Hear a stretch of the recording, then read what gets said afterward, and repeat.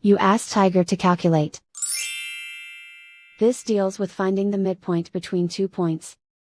The midpoint between the 2 points is negative 40, 87.5. Let's solve it step by step. Plot the 2 points and calculate the midpoint using the formula.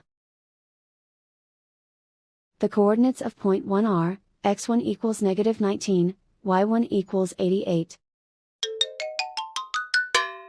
The coordinates of point 2 are, x2 equals negative 61, y2 equals 87.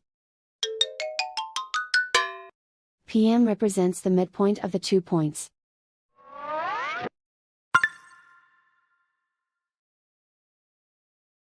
Use the x values in the midpoint formula to find the midpoints x. x1 equals negative 19. x2 equals negative 61. Simplify the arithmetic.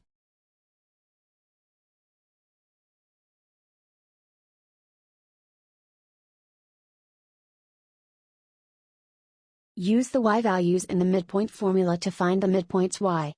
y1 equals 88. y2 equals 87. Simplify the arithmetic.